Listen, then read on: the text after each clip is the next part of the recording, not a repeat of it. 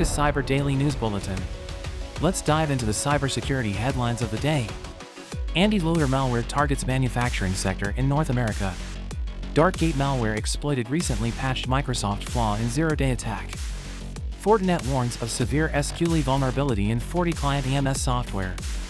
PixPirate Android banking Trojan using new evasion tactic to target Brazilian users.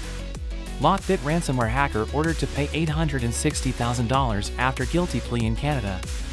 Researchers detail Kubernetes vulnerability that enables Windows node takeover. Your security is our priority. Stay informed, stay safe, stay with us.